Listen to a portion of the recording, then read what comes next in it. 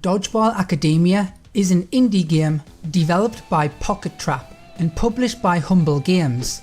Dodgeball Academia is a cartoony style, single player RPG, story driven game based around, you guessed it, dodgeball. It's available on Steam, PlayStation, Switch and Xbox. It's also available on Xbox GamePass if you have it, which is what I am reviewing it on. You play as Otto, a rough and ready kid who has just joined a prestigious dodgeball school after receiving a letter from the school principal.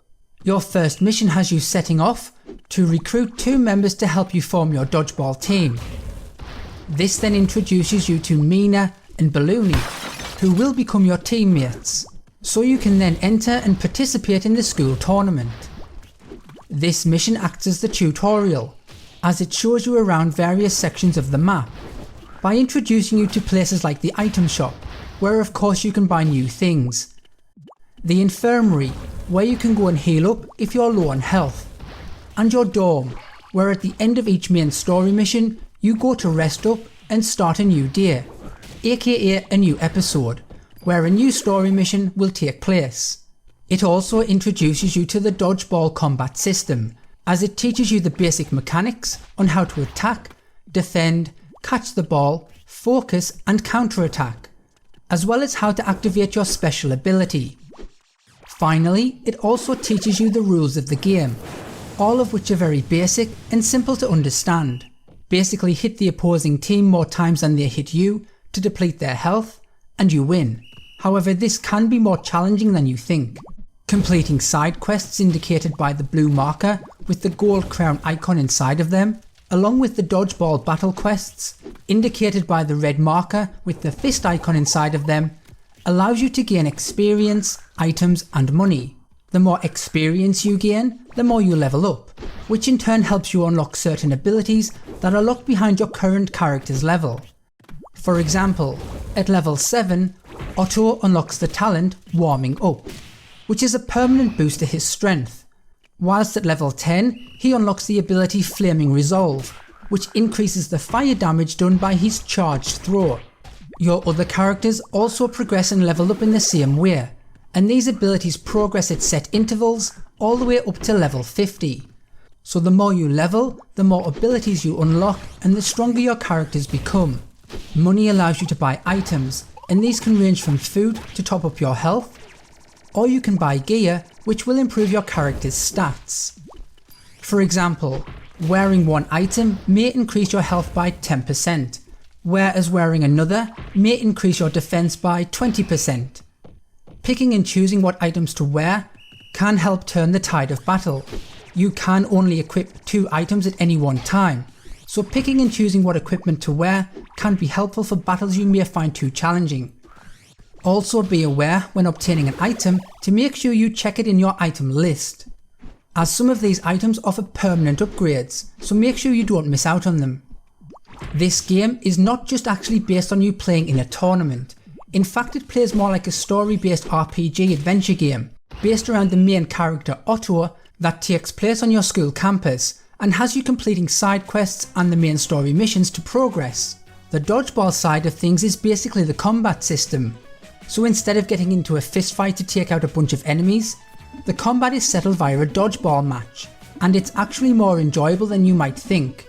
You'll find yourself facing off against various different opponents, each with different abilities and attributes. Some will be easy and some will be a lot more challenging. You can switch to any of your teammates at any time to play as them, and they each offer different attributes and playstyles to some degree.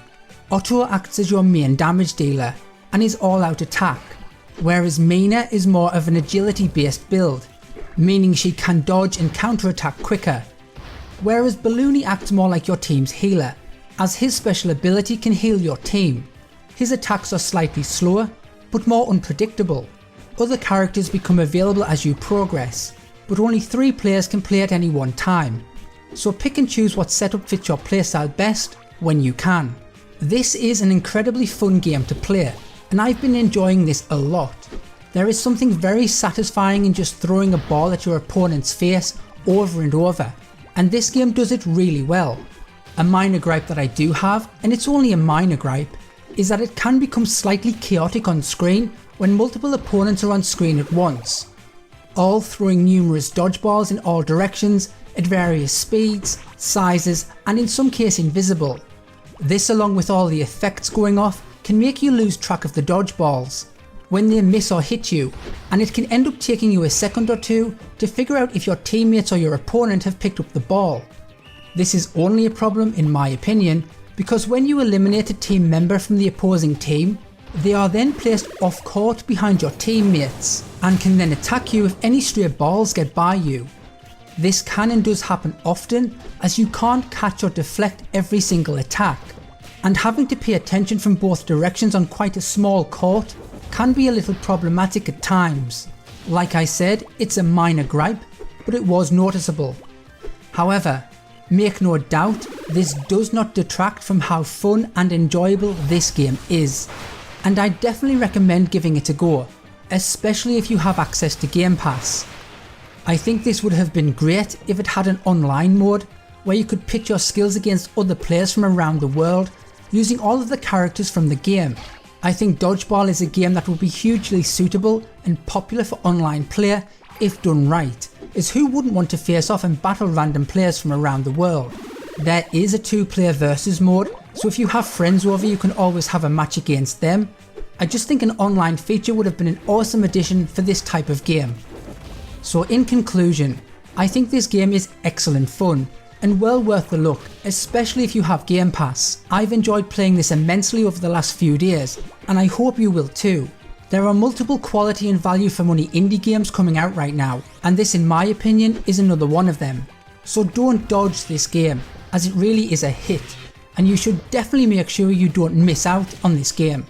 So thank you for watching my review, please do comment, like and subscribe, and I'll see you next time.